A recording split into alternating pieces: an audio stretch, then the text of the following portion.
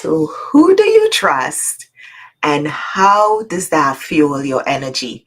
My name is Joyce Odidison, host of the Resilience Catalyst Show, and today we're going to talk about how trust can fuel burnout. We talk about resilience. We talk about the things that build your resilience. We talk about the things that will improve your resilience. But we are seeing more signs of burnout. And we know resilience is the antidote for burnout. So, welcome to today's Resilience Catalyst Show. My name is Joyce Odidison, your host, and today we're going to unpack the silent killer of our resilience, burnout. Burnout is a silent killer of resilience.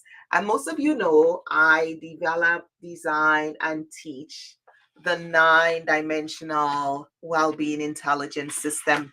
And we focus on how our wellness impacts our resilience. So we do a focus step by step, and we're looking at the intelligence that we're getting from these 9 dimensions and how they help us to build our resilience, stop leaking vital energy. So today we're going to talk about trust, because trust is something that we all need. Just think about trust. Think about who you trust right now and just anchor it in your body. Where does it feel? Where do you feel trust? Where do you feel that sense of trust? How does it make you feel? What kind of energy does trust bring to your life or create, or you just bask in a certain energy when there's trust in your life? Because trust is vital. It's so important for us to feel safe in our relationship. So when trust is overlooked, burnout rate goes up. And there's some research. Actually, research shows that only 32% of employees say that they trust their organization's leadership. Now, that makes me think like, hmm, what is that telling us? It's like, really? And then it says less than half believe they work in a genuine culture of trust. Now, more than a feeling, trust is action as well. There are certain things that need to happen for us to feel that we have trust or we don't have trust. And when we have low trust, we start to feel uneasy. And it's interesting because this month, so today's the last day of September. And in September, we focus on interpersonal, the whole interpersonal relationship. We cover things like relationship with yourself and others. We delve deeper. So this month, we focus on conflict. We focus on trust. We talk about collaboration. uh, all of these conflict management, those are all part of that interpersonal dynamics that we teach in that whole 9 dimensional framework that we use to look at the whole person. Because wait, when you hire someone to your organization, you hire them into your business, you're hiring the whole person. They don't just show up, okay, you're hiring my arm, I'm using my arm to do this, you're only going to hire my arm. It doesn't work that way. You hire the whole person. If they're just using their legs, maybe they're using their legs. You don't just hire their legs, you hire the whole person. And you know what? People come with their drama, they come with their stories, they come with their history. And it's all about how that is integrated into the relationship, into the organization, into our communication, how we show respect for each other. That's how trust is going to be built. So trust is not something we have a magic wand and I'm gonna send trust here. No, it has to be felt. It has to be experienced. What if you have a coworker and you every time you talk to them, they don't hear quite what you say, and you feel like they're not listening to you, so they're not fully understanding your request and your communication. How would that make you feel? Really great and excited to go talk to that person? Really assured that they're going to understand you and execute on your communication? Right? No, right? because there are all these little nuances that makes up trust. So as a leader, if you are in your team and someone has made a request and you told them, oh, well, I am going to respond to that request, but you never does. You never give a reason why. You never apologize. What are they going to think? That, oh, I have such a attentive leader. He's so considerate. He's so observant, right? No, it's the opposite. So trust requires a certain behavior, certain actions. And when that doesn't happen, we start to see the challenge.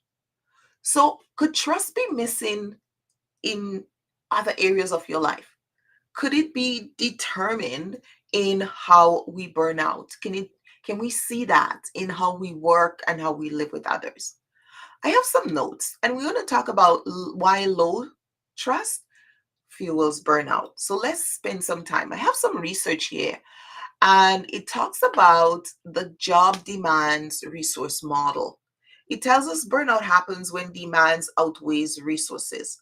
So the demand for time could outweigh time as a resource, right? Because anything that is a resource and there is a demand for it, but the demand outweighs the resource, now we have a tug of war, we have to challenge, right? Because now time is a resource, but the demand for time and all the things that needs to go into that time just keep expanding. So something has to happen. How do we find the time for that resource? How do we expand that resource? How do we share it? That's one of the challenges many leaders face. Like Joyce, we're doing more with less. We're asking our people to do more.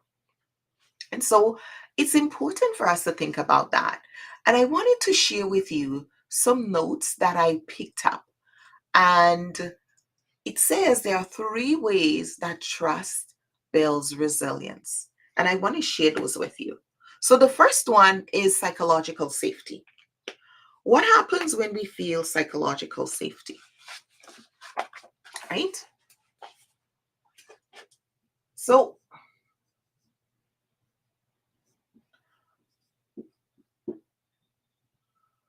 psychological. I am killing the word. Guess my dyslexia is showing up here. PSY.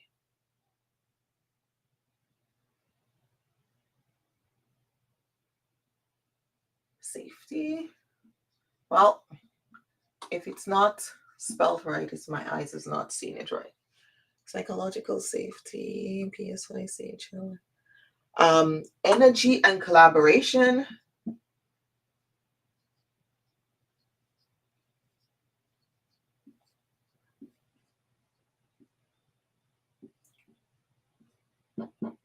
Well, let's talk about the first one. This is the one, this is the two, then we'll talk about the third one. I don't want to get you too far ahead.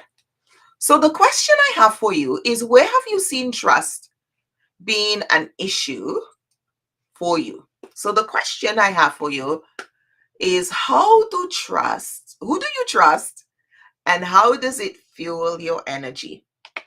So go ahead and ask yourself, when we say trust builds psychological safety, there was a study done in 2022. So that would be 2 years after COVID starts.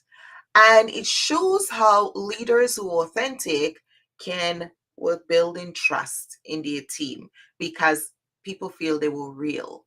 So if I brought you someone who's fake, would you trust that person?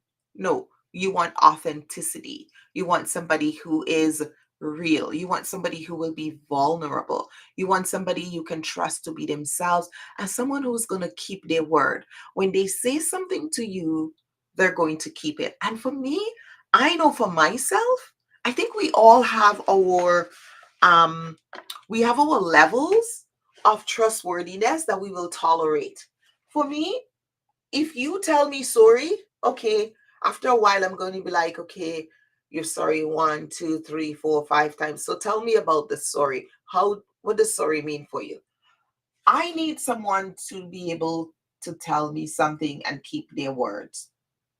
There's nothing more insecure than when someone tells you they're going to do something, or they're going to deliver something, or they have done something, and then to find out that it's not done. So if you're part of a team and you're not keeping your word, right? Keeping your word. Oh my word. That is so important. Trust breaks down because there's too much ambiguity. Things are not, if people need to be able to depend on your word. It's your honor to keep your word, it's your character. When you're not keeping your word, it creates insecurity in the mind of those who are working with you as part of your team. As a leader, of course, you have to keep your word. That will really affect your entire team, right? It's really keeping your team off guard, off centered, displaced, mentally displaced when you're not keeping your word. People are wondering, oh, what's going to change? Are things going to stay the same? What do we expect? What's going to happen? What might be the outcome? So, as a leader, you have an amazing responsibility and opportunity to keep your word.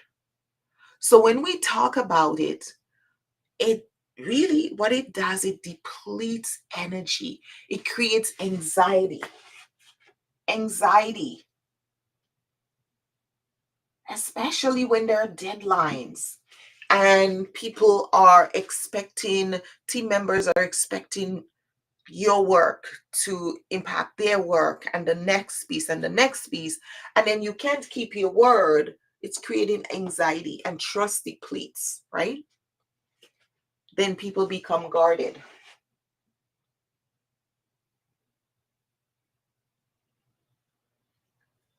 Guarded meaning they will find other ways to protect themselves from you because you've let them down so much. And there are times when I go into a team and we're doing a team recovery. And a big part of that is people don't feel that they can trust each other on the team. There is nothing more insecure on a team like when you can't trust your team members. And I do a whole series in the 90-day Team Resilience Accelerator where we put the team through the process of how to be authentic with each other, how to be vulnerable with each other. Because part of being a team is knowing that you're dependent on the other person. What the person does impacts you. So there is already some vulnerability. We just need to identify it and say, yeah, it's there. Let me acknowledge it. Because when you don't acknowledge it, it's like that elephant in the room. So it's critical for you to be able to keep your word so people are no longer guarded. People start not depending on you, right? Because they can't trust you. They don't know if you're going to be there. And it just shifts the energy. When there is no trust, the relationship breaks down and people guard goes up. And the next thing that impacts is your communication. So communication goes down. And this is where energy and collaboration comes in. Because what happens? Low trust means energy leaks. When we're having energy leaks, guess what? Guess what your team members are saying? Oh, that Joyce again, right? You can depend on her. Did she tell you something that she wasn't going to do? She was going to do that she didn't do. Was she disappointing again? Did she disappoint you? Did she not show up for that meeting that she planned? Oh, yeah, that happens too, right? Plan a meeting, get everybody hyped up, and not showing up, right? So a lot of that happens. I mean, there are times things happen. I mean, we had a webinar, I think of that was in the spring, right? We're running a webinar and everything crashed just before the webinar. I had to go back and tell people, I am so sorry. Technology, we couldn't get it. We couldn't get on air. So that's different. But if I do that every single time, then there's something. They're like, okay. I mean, everybody can have technology problem. Google have technology problem, right? That can happen. But when every day there is a place I go to um in the city, and every a couple times a month they claim that their machine isn't working, their debit machine isn't working, and they have their own interact machine that you should go and withdraw cash, because they get a percentage when you withdraw the cash, and then of course it's cash, they don't have any transaction fee. So it's looking a bit suspicious. I haven't said anything to everyone, but I was like, this is a little weird. How comes? I mean, those of us who have business, we have interact machine, we have debit machines. Do they go down twice a month or three times a month? No, right? So this is this doesn't happen. And you said, I was like, what is going on here? So your clients can't trust that they would be able to pay by debit because they don't know if your machine is going to work today. So I found myself there. I was like, oh, I want to go. I was like, I wonder if their machine is working. And I was like, oh my, that's an odd thought. Because it happened so many times. And now my brain is telling me, oh, be careful. This may be something you have to look out for. This is what happens in our team when trust is low, right? That low trust or no trust, right? That could be no trust, right? So it could be one or the other. Do we have trust or we don't, right? Low trust or no trust can cause the same issue. We talk about energy leaks. So what we see happening in people are spending time guessing, second guessing. Well, just in case I need to I need a contingency plan.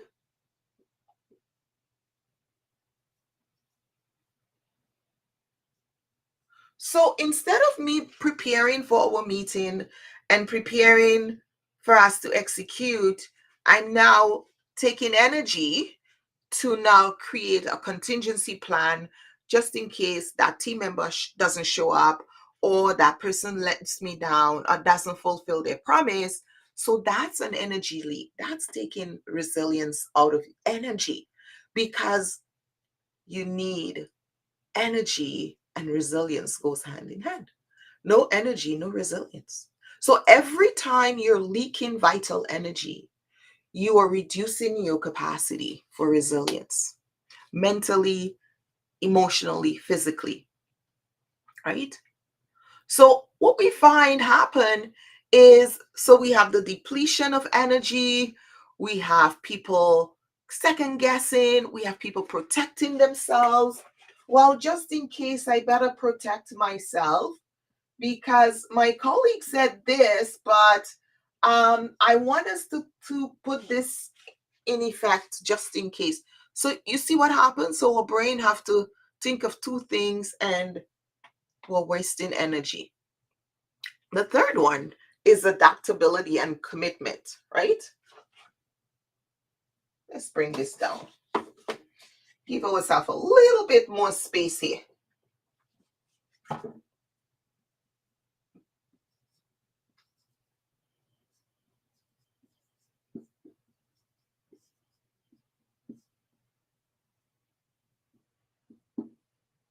And commitment.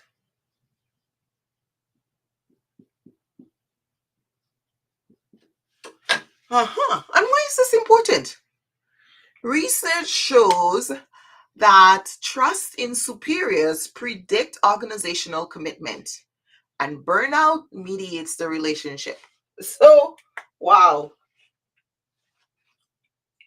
when people trust their leaders, they are able to be more committed to the organization. So, commitment. So let me ask you, would you marry somebody you can't trust? You wouldn't, right? You wouldn't want to tie yourself on to somebody you can't trust, because doing that would be to put yourself in jeopardy, right? I once worked with a team where employees no longer trusted each other. And they were, well, not just one, but several teams, but we're going to talk about this one particular one. And one of the things that stopped was commitment and collaboration. Nobody wanted to commit to anything.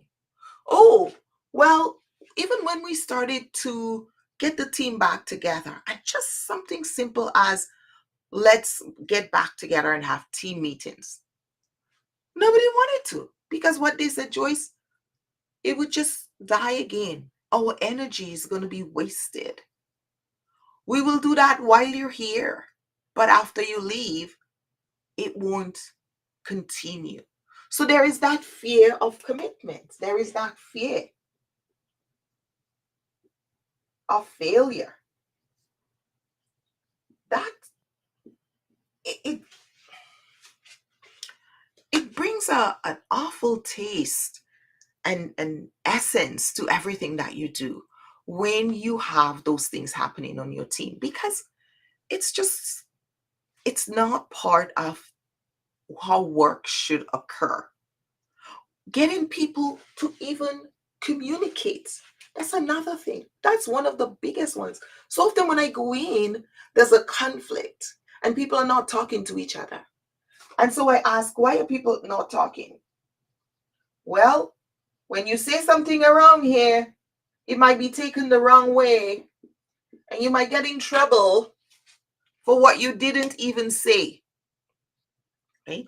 So when we spoke about psychological safety, part of psychological safety is that people should feel safe to share their thoughts, to share their ideas, and not feel that they're going to be penalized or mistreated.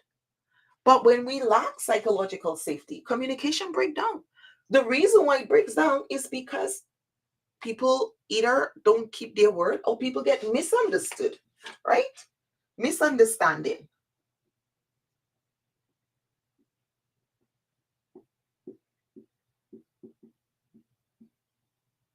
So when that happens, we start to see that fear, that uncertainty, that lack of commitment to participate in the process, to be part of what's going on.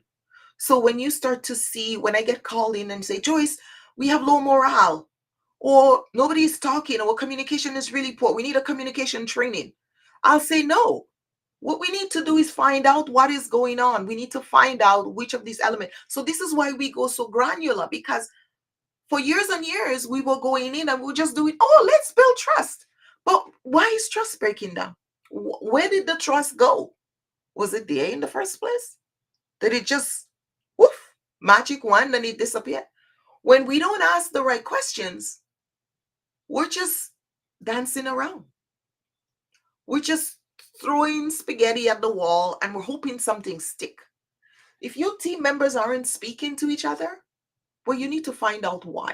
If there's poor communication or low communication. Because one of the things we come in and we look at, attending is one of the ones. We're not talking about attending this month. We focus on it in when we focus on the whole communication and social.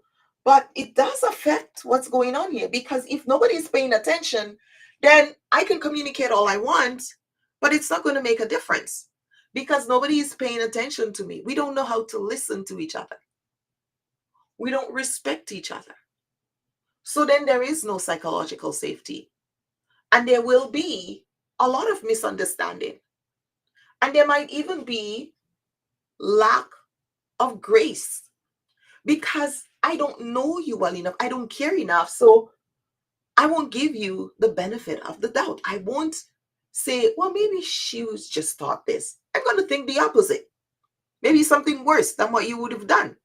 So it's important for us to pay attention to those pieces because they have a huge impact on the trust in your organization. But the real cost is the burnout. So people are not burning out because work is hard, because they have, I mean, yes, we can have too much work. We talk about resources, right?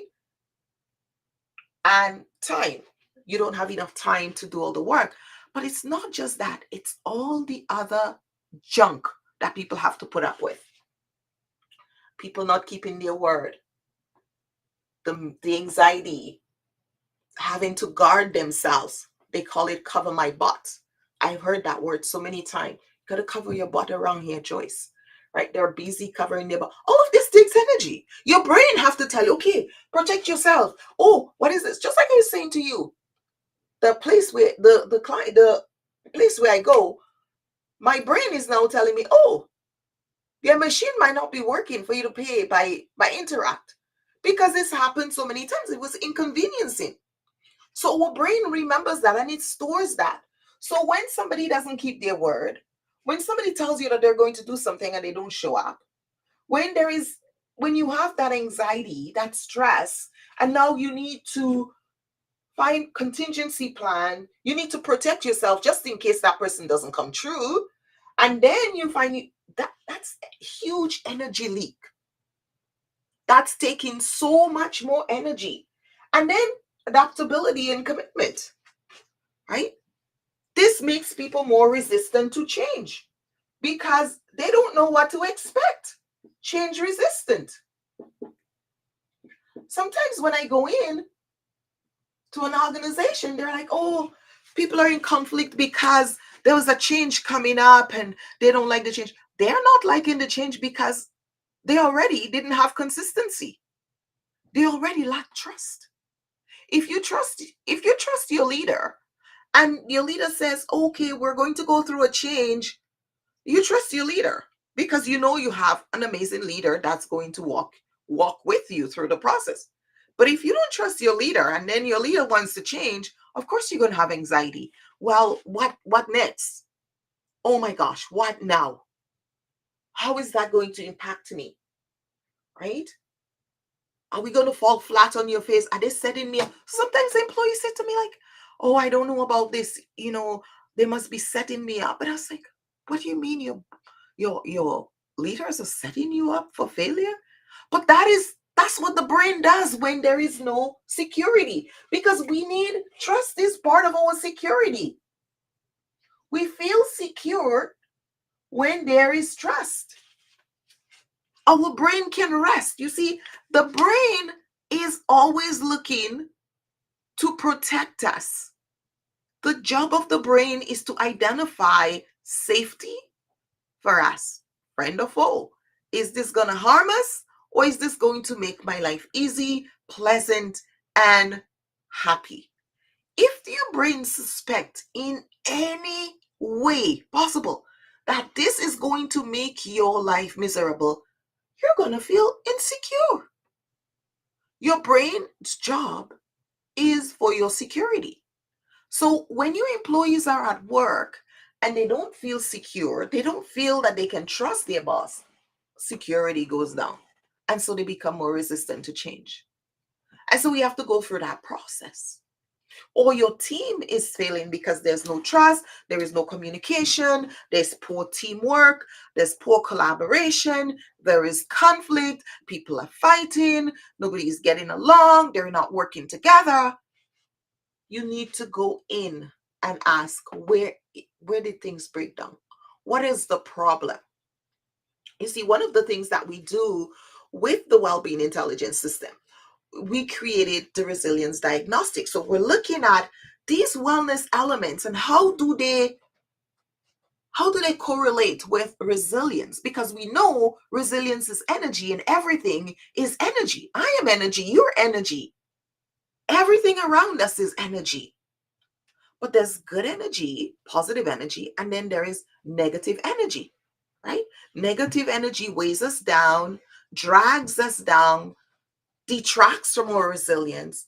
Positive energy pulls us up, lifts us up, make us more resilient, more hopeful, more optimistic, more vibrant, makes us more energetic. And when our brain identifies the source of the negative energy, then all these things are going to come around to protect us. So, what we do is look at all of these elements and we start to identify how people are responding because we do that at a subconscious level. You see, I am subconsciously guarding myself. I am anxious. That is all happening. I may not even recognize that I'm anxious. That's all happening subconsciously. Guess who's paying attention? The brain is paying attention. Oh, I'm anxious. What is making me anxious? Okay, that makes me anxious. I don't have to consciously acknowledge that I'm anxious because of this, but my brain knows. Then I'm guarded. So the next time you come around, I'm guarded, right? So all of these little things we're not paying attention to, but that's where the leak is going, and that's where the energy leak is happening, and that's where the burnout is happening, and it's gradually happening, and then to the point where I'm burnt out. I'm burnt out from work because work is not the only element. We have 9 dimensions in our lives. Work is just one dimension. And if what's happening at work, there's such low trust and it's bringing so much negative energy, then I burn out because I'm compensating. I'm using all my positive energy to compensate for that. So when we do the resilience index in all the 9 dimensions, we get to see how well we're doing. And we get to see what's adding and what's detracting from our resilience in each dimension. And then we get to make good decisions. Then we can say, okay, I can fix this. I can fix this. I need help there. We can do that. And we get to do it for the whole organization. You can do it for your entire team and get a big map looking at this is what's happening in my team. This is where the energy leaks are. And these are the things we need to do. Otherwise, we're just throwing spaghetti at the wall. So this is why I want to invite you to join me for the Resilience Index Challenge coming up on October 16th. If you're not registered, we only have 50 assessment spots available. So you're going to get invited into the Resilience Index assessment, and you're going to be able to take one assessment. You're going to do one dimension. We're only going to do a short assessment. It's over lunchtime. It's going to be a challenge. And through there, once you get your report that shows you, everyone gets their own individual personalized report, then you have to be in the challenge to get the link. And when you're in the challenge, you get the link, you complete it there, you get your own report in your or whatever you're using, a tablet or you're using a smartphone, you get your report there. And then you're able to see what your results are. And then we're going to do a deep dive into the various elements of it. We're going to look at the resilience index. We're going to look at the resilience competencies, right? The competencies and the skills. We're going to break it down even further and look at the skills of resilience for you based on your assessment. And then from there, you're going to be able to identify what your dominant ones are, what areas you need to fix this week, next month, the next quarter. What are some goals you can make for yourself? Set for yourself so you can build your resilience. Because otherwise, we just keep burning out and we don't know why. Joyce, I'm doing everything, but I just have low energy. I'm doing all of these things. I show up, I work out, I eat well, or whatever I'm doing. It's not moving the needle on my resilience, on my energy, I'm still burning out. I still feel like I'm burning the candle on both ends. And I've been there. I know what that feels like. But it's important for you to know what that is like and to make the decision. So go ahead. I'm going to put the QR code here. I've put the link there already where you can go and register. We only have these many spots. This is going to be a life challenge you're going to do. My goal is to help everyone who wants to understand how they can build resilience and what depletes their resilience is the opportunity to go through there and see how important is this for you and how you can stop leaking vital energy, because we only have one pocket of energy. You're one ball of energy, and when it's expired, you're expired on the planet. Why not protect it? Why not use it on the things that are most meaningful, most important for you? So when it ends, you can be happy knowing that you ended it well. You've done the things that you meant to do, the things that were important to you, and you're able to stop those leaks. Because too many of us are burning out. Too many of us are getting sick. Too many of us are getting strange diseases because we have energy leaks happening in all these places. It's like we're like a ship in the ocean with all these holes, and we don't know how to stop it. So we need to stop the energy leak so we can be more vital, we can be more resilient, we can live more meaningful and more impactful. Thank you for being here and being part of the show today. If you're seeing burnout creeping in on your team, start by asking what's the trust gap and what energy leak is causing this in your team. And the next step is to get a resilience index for your team, for yourself, whether you're a leader, whether you're a professional. We're living in a time where our mental health is in crisis. Our health is in crisis. We're living in one of the most tumultuous times. And every generation say that, but this is our time in this generation. And we need to all the help we can for us to stay healthy and well. Joyce Odidison here. Thanks for joining in and watching. If you watch this on the replay and you have a question or you have a comment, leave it in the show notes. I will be responding to them. And thanks for being here and participating and looking at the show. Those of you on YouTube and Facebook and LinkedIn, thanks for being here. Bye now.